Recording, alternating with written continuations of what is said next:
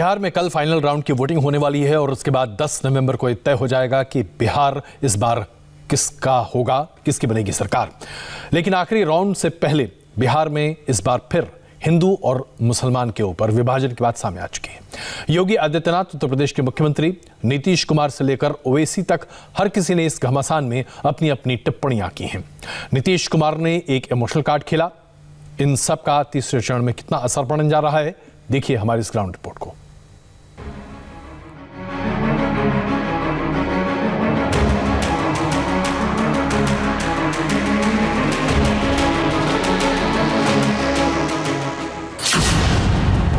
घुसपैठियों पर घमासान। अगर कोई घुसपैठिया भारत की सुरक्षा पर सेंध लगाने का कुत्सित प्रयास कर रहा है, उसे निकाल बाहर करने का कार्य भी करेंगे।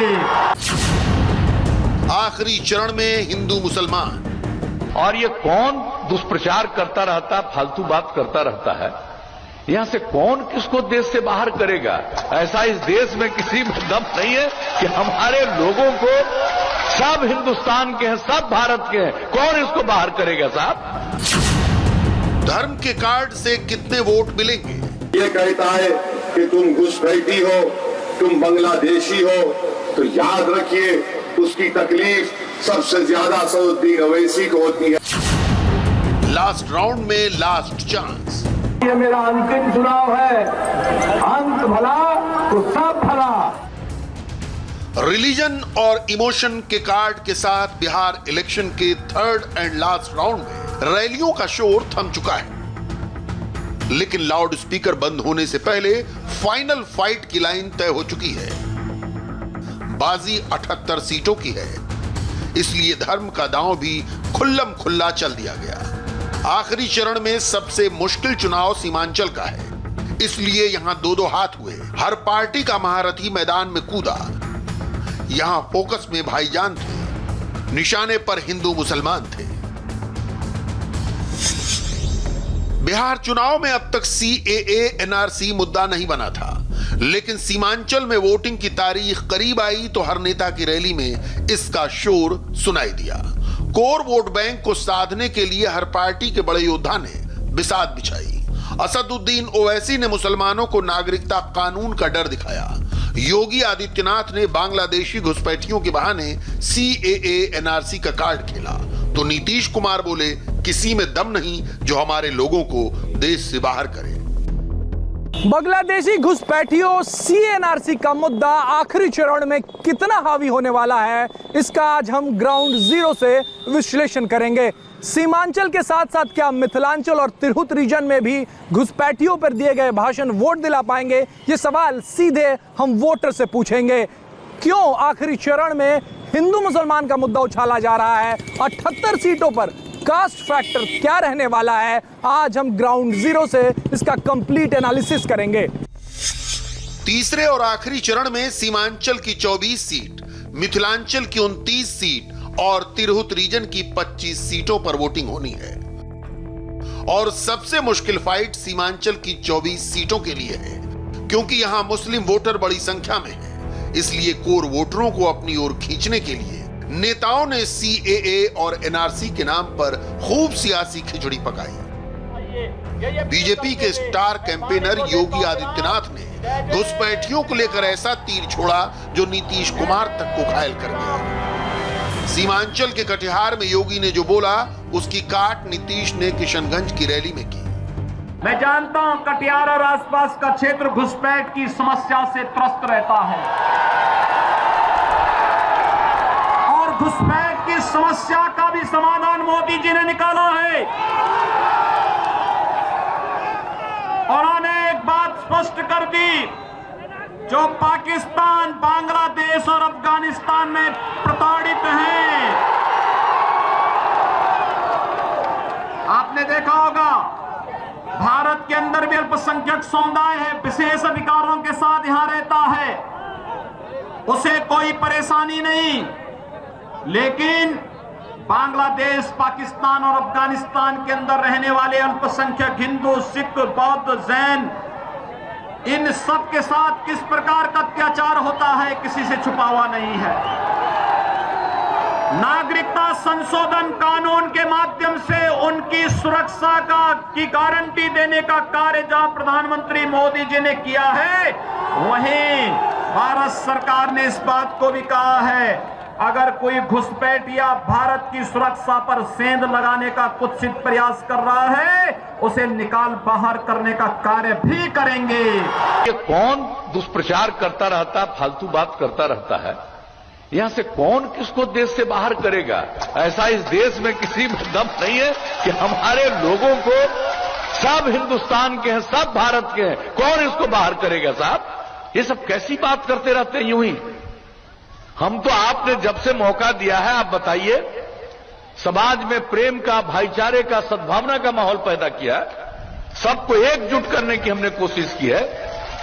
कुछ लोग चाहते हैं समाज में झगड़ा चलता रहे, कोई काम करने की जरूरत नहीं है, और हम तो काम करते रहते हैं। और हमारा मकसद यही है कि जब सब लोग प्रेम से, भाईचारे से, सद्भावना के साथ रहेंगे, तभी समाज आगे बढ़ेगा, लोग आगे बढ़ेंगे, तरक्की करेंगे। नीतीश कुमार को योगी के दावे को दुष्प्रचार क्यों ठहराना पड़ा? इसकी भी वजह है, योगी की कोशिश हिंदू वोटरों को एकजुट करने की है, लेकिन नीतीश हर तबके को साधना चाहते हैं। मुस्लिम वोटरों को बीजेपी से तो दिक्कत है, लेकिन नीतीश से नहीं है। सीमांचल के ही पूर्णिया में नीतीश ने इमोशनल कार्ड भी खेला, कहा कि लास्ट फेज है और उनका लास्ट इलेक्शन है। और ये मेरा अंतिम चुनाव है, अंत भला तो सब भला। अब आप बताइए, वोट दीजिएगा ना इनको? हाथ उठा के बताइए। बहुत बहुत धन्यवाद। सीएनआरसी कार्ड के साथ साथ नीतीश कुमार ने ये डायरेक्ट ऐलान कर दिया है कि ये चुनाव उनके करियर का आखिरी चुनाव है और इस चुनाव के बाद वो चुनावी राजनीति से रिटायर हो जाएंगे। दरअसल नीतीश कुमार की उम्र इस वक्त 69 साल है। अगर वो अगले 5 साल और मुख्यमंत्री रहते हैं तो अगले चुनाव तक उनकी उम्र 74 साल हो जाएगी। नीतीश कुमार ने सीमांचल में बिहार चुनाव के लिए अपना आखिरी दांव चला। इसके पीछे वजह है यहां का जातीय समीकरण। दरअसल सीमांचल के 4 जिलों पूर्णिया, कटिहार, अररिया और किशनगंज में 24 सीटें हैं। यहां करीब 1 करोड़ मुसलमान आबादी रहती है। पूरे बिहार में 17% मुस्लिम वोटर हैं और सीमांचल में सबसे ज्यादा। किशनगंज बिहार का अकेला जिला है जहां मुस्लिम बहुसंख्यक हैं। किशनगंज में सबसे ज्यादा 68% मुस्लिम वोटर हैं। अररिया में 41%, कटिहार में 43% और पूर्णिया में 37% मुस्लिम वोटर हैं। यही वजह है कि असदुद्दीन ओवैसी की पार्टी AIMIM से लेकर RJD तक सब यहां जोर आजमाइश कर रहे हैं। ओवैसी की हर तकरीर में CAA और NRC की बात होती है। आपका ताल्लुक सीमांचल की सरजमीन से है। ये कहता है कि तुम घुसपैठी हो, तुम बांग्लादेशी हो, तो याद रखिए उसकी तकलीफ सबसे ज्यादा असदुद्दीन ओवैसी को होती है। क्योंकि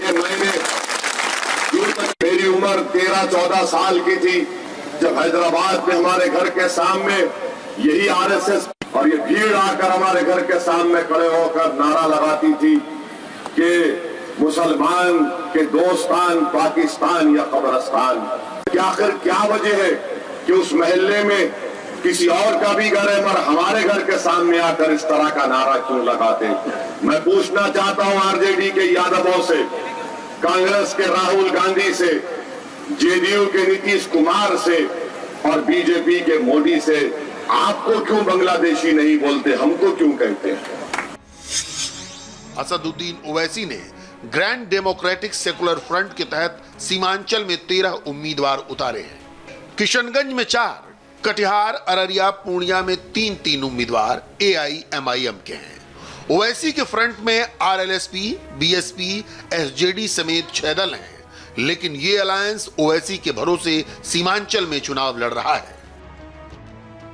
सीमांचल में 4 जिले और 24 विधानसभा सीटें इसलिए अहम हैं क्योंकि यहां किसी एक पार्टी ने स्वीप कर लिया तो उसके लिए सत्ता तक पहुंचना आसान हो जाएगा।